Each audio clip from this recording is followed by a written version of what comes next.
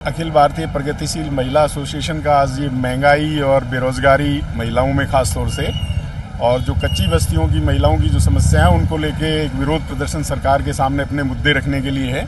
राजस्थान सरकार का बजट अभी आने वाला है, लेकिन आज हमने देखा, आज ही अखबार में पढ़ा है कि रसोई की जो चीज़ें हैं जो महिलाओं के बजट को बिगाड़ती हैं, खास तौर से खाद्य तेलों में वहाँ कहा गया है कि 39% एक साल में वृद्धि हो गई है, दालों में 100% वृद्धि हो गई है।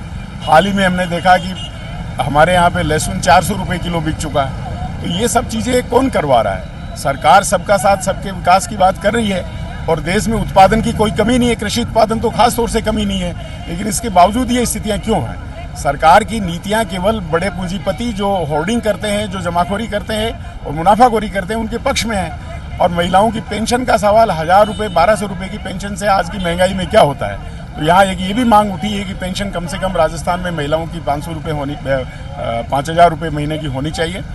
और दूसरी बात, राशन वो रेगुलर नहीं है, राशन से बहुत सारे लोग, गरीबों के राशन के इससे नाम उड़ा दिए गए हैं। ये सारे मुद्दों को लेके हुआ है।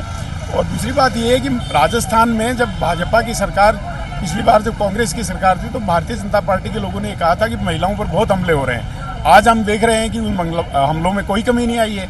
महिलाओं का रोज़ सम्मान की खबरें अखबारों में भरी पड़ी हैं और इसलिए बहुत ही वाजिब मुद्दे हैं। मुझे उन्होंने यहाँ आमंत्रित किया था कि आप हमारे समर्थन में आइए, तो मैं अपनी पार्टी की तरफ से, यहाँ भाकपा माले की तरफ से इनके समर्थन में आया हूँ। यही बात खास। मैं शंकरलाल चौधरी, राज्य सचिव, भारत की कम्युनिस्ट पार्टी मार्क्सवादी लेनिनवादी, राजस्थान। एप्वा की राज्य सचिव और नेशनल वाइस प्रेसिडेंट, हम आज एप्वा की तरफ से सारी महिलाओं की तरफ से एक ज्ञापन दे रहे हैं मुख्यमंत्री के नाम से, और हम ये मांग कर रहे हैं कि हमारी जो रोज़गार की योजना है वो महिलाओं के लिए चालू की जाए, ताकि जो महिलाएं बहुत कम पैसे में मजदूरी करती हैं, वो भी उन्हें पूरी तरह नहीं मिल पाती है, वो कम से कम उनको इतना मिले कि वो एक इज़्ज़त की ज़िंदगी जी पाएँ, एक मान सम्मान से अपना घर चला पाएँ।